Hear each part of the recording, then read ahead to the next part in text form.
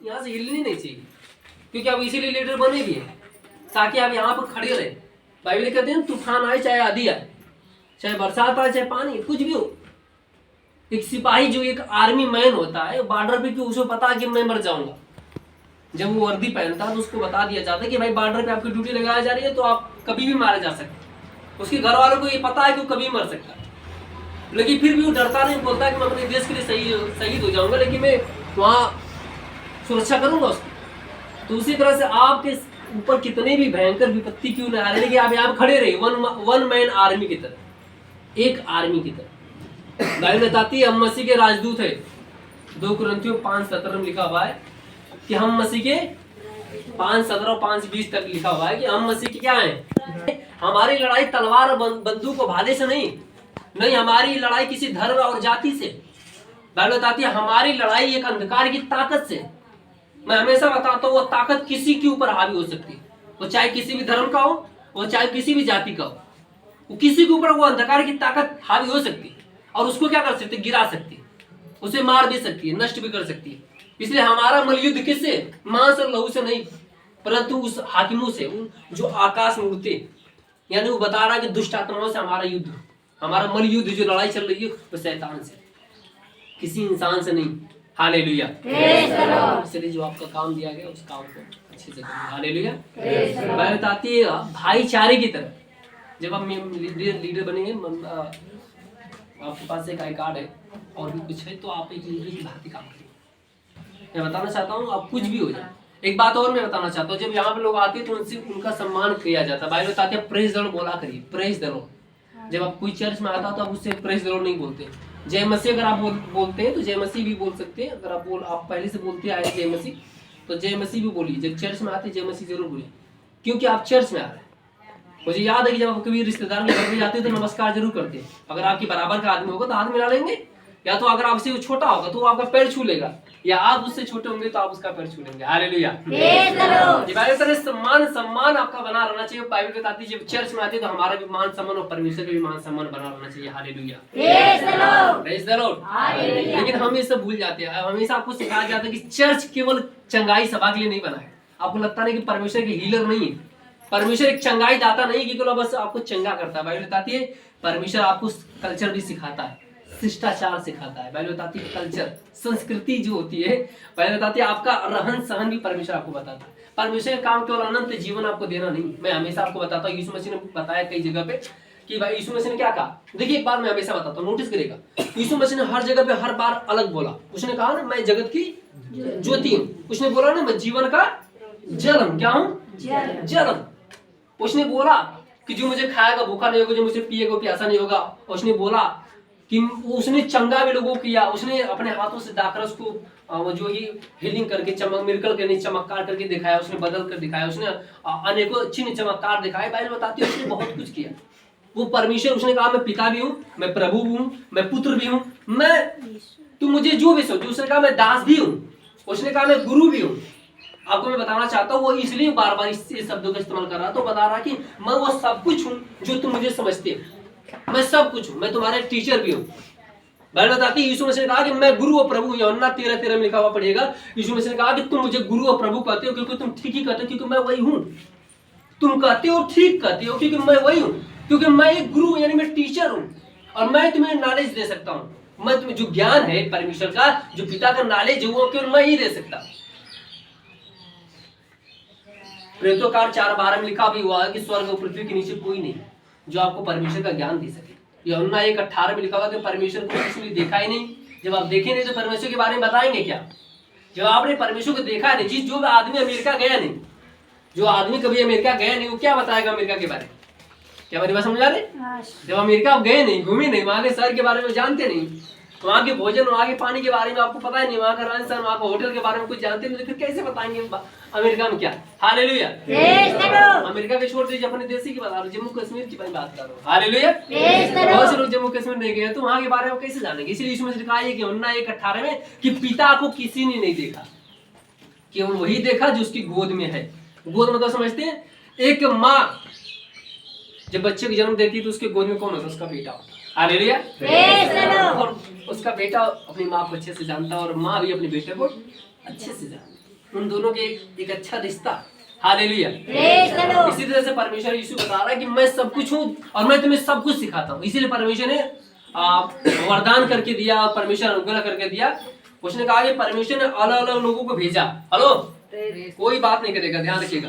परमेश्वर ने लोगों को अलग अलग करके भेजा है यीशु को सिखाने के लिए। देखिए हमेशा अब हर चर्च में चले जाइए, दुनिया की, भारत की किसी भी चर्च में चले जाइए, लेकिन आप देखेंगे वहां पर कि हर एक चीज वहां नहीं मिलेगा, थोड़ा थोड़ा डिफरेंट मिलेगा, आपको अंतर मिलेगा। जहां पे आपको नॉलेज चाहिए, मतलब ज्ञान की जरूरत है, वहां पर आप जाएंगे तो वहां पर आपको मिरेकल मिल सकता है, यानी बड़ी चंगाइयां मिल सकती है, चमत्कार चिन्ह भी मिल सकती है। शायद वहां पर आपको नॉलेज न मिले, लेकिन जहां पर आप नॉलेज खोज रहे हैं वहां पर मिरेकल नहीं मिलेगा आपको।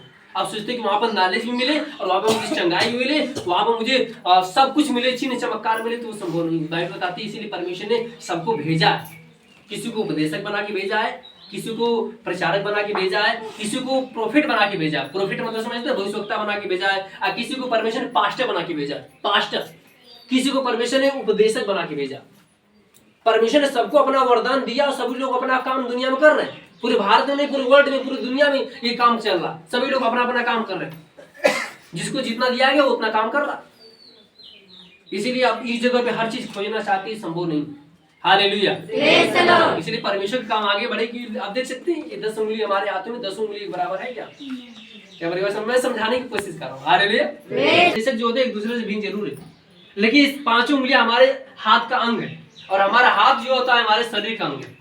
इसी तरह से ये जो मसीह, क्या ये मसीह जो है शरीर है, और जो हमारे हाथ जो ये अंग है, उंगलियां, ये क्या है? कोई पास्टर है, कोई प्रोफेट है, कोई नबी है, कोई उपदेशक है, कोई प्रचारक है, कोई सुसमाचार प्रचारक है, कोई चिन्ह दिखाता है, कोई चमत्कार दिखाता है, कोई चंगाई कर रहा है। सभी लोग क्या है? परमेश्वर के अंग है, मसीह के क्या है? अंग है।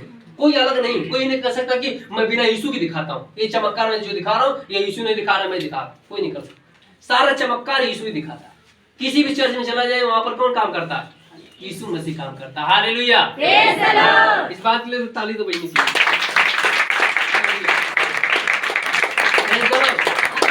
मेरी बात समझ आ रही है? ये सच्चाई है। रिप्रेजेंटेशन में हम हमेशा चाहते हैं जब आप चर्च में प्रवेश करते हैं तो ये जान के चलिए और मान के चलिए कि हम यहाँ पे सिर्फ हमें भी रहन सहन भी जरूरी है कि हमारा कल्चर क्या है। पहले बताते स्कूलों में बाइबल नहीं पढ़ाई जाती, कॉलेजों में आपको बाइबल नहीं पढ़ाई जाती, लेकिन चर्च में जब आते हैं आपको सब कुछ बताया जाता है। कैसे उठना है, कैसे बैठना है, कैसे प्रार्थना करना है, कैसे दुआ करना है, कैसे गवाही देनी है, कैसे बाइबल पढ़ना है, कैसे उपवास करना है, कैसे चर्च में आके बाइबल का रीडिंग करना, अध्ययन करना है। उसके बाद बताया जाता है कि उपवास भी कैसे करना है। सुबह 6 से लेकर शाम को 6 बजे, सुबह 6 से लेकर शाम को 3 बजे। आप जिस टाइम तक उपवास रहते हैं चर्चों के अनुसार, अगर 3 बजे कहा जाता है 3 बजे रहिए, 4 बजे कहा जाता है 4 बजे रहिए, अगर 5 या 6 बजे कहा जाता है 6 बजे रहिए। जैसे जैसे आपको नियम बताया जाता है वैसे वैसे करिए। और हमेशा मैं एक बात और बताना चाहता हूँ, कभी भी किसी और चर्चों का आप कॉपी मत करिएगा। कॉपी मतलब समझते हैं, टू कॉपी मत करिएगा कि वहां पर 6 बजे चलता है उपवास तो हम भी 6 बजे, यहाँ पर 5 बजे पास्टर जी आप बताते हैं वहां पर 6 बजे चलता है। मैं हमेशा आपको बताता हूँ कि 5 उंगलियां एक जैसी नहीं। वहां पे अगर 6 बजे चलता है तो उनकी जो उनके ऊपर के अगुए हैं, बाइबल बताती है उनके जो ऊपर का पास्टर है उनको बताया कि आप 6 बजे रहिए। कितने बजे रहिए? 6 बजे रहिए। क्यों 6 बजे रहिए?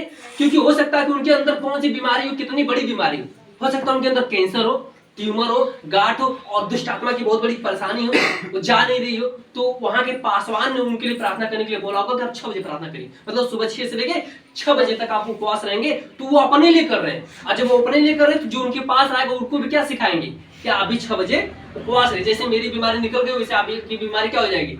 निकल जाएगी। इसीलिए वहां की कलीसिया में 6 बजे बताया जाता है। जब यहाँ पर आते हैं आपको 3 बजे बताया जाता है कि आप सुबह 6 से लेकर शाम को 3 बजे तक रह सकते हैं, सुबह 6 से लेकर शाम को 4 बजे रह सकते हैं। तो आप कभी भी ये कंपेयर मत करिएगा, एक दूसरे से तुलना मत करिएगा कि वहां पर ऐसे चलता तो यहाँ पर ऐसे चलता। बाइबल बताती है हर कलीसिया परमेश्वर की बनाई गई है ताकि परमेश्वर की क्या उन्नति हो, चर्च की उन्नति हो, यीशु मसीह का सुसमाचार आगे बढ़े। और हमेशा आप देख सकते हैं कि हर जगह प्रचार नहीं होता।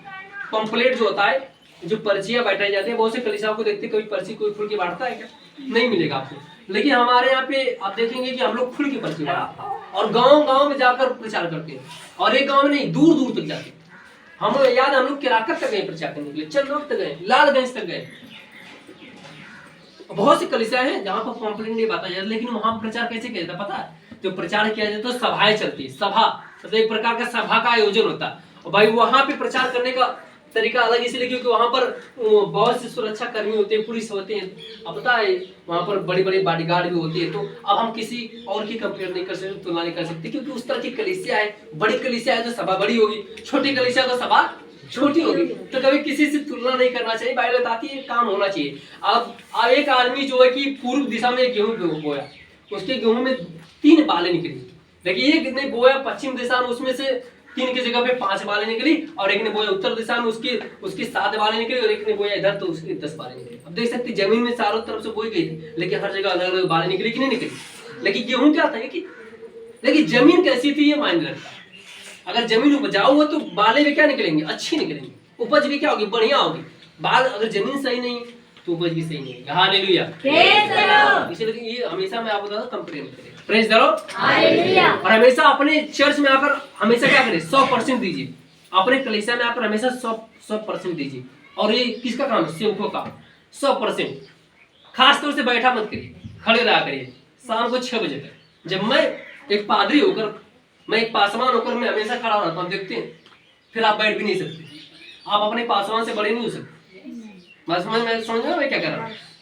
अगर आपका टीचर स्कूल में आता है तो आप कैसे उठ जाते हैं, उठते सम्मान के तौर पे। मैंने देखा बड़े बड़े लोग कॉलेजों में जो पढ़ते हैं, वो जब उनके पादरी आते हैं तो उठ जाते हैं, नहीं टीचर आते उठते हैं फिर बैठ जाते हैं, है? तो आप कलीसियाओं में क्या करते हैं, आपके पासवान आते हैं चपके रहते हैं जमीन पे, उठते नहीं। हालेलुया, ये दिखाता है अपने परमेश्वर का सम्मान आप करते ही नहीं करते। हालेलुया, यही काम किया था कौन पता है, लूसीफर, जिसका नाम था शैतान। उसने बोला मैं परमेश्वर बनना चाहता हूँ। परमेश्वर ने मुझे कैसे आप पैदा किया पता, परमेश्वर ने उसने कहा कि परमेश्वर ने मुझे आग से पैदा किया और इंसान को परमेश्वर ने मिट्टी से पैदा किया। यही लूसीफर के अंदर घमंड आ गया, अहंकार आ गया कि मैं आग में पैदा हुआ, मैं आग के सरीखे पैदा हुआ, मेरे अंदर बुद्धि बनाई गई। मनुष्य तो मिट्टी है, उसके अंदर कुछ नहीं, लेकिन परमेश्वर मनुष्यों से ज्यादा प्रेम करता है, मुझसे भी ज्यादा प्रेम मनुष्यों से करता है। यही अहंकार उसके अंदर आ गया, वो शैतान बन गया।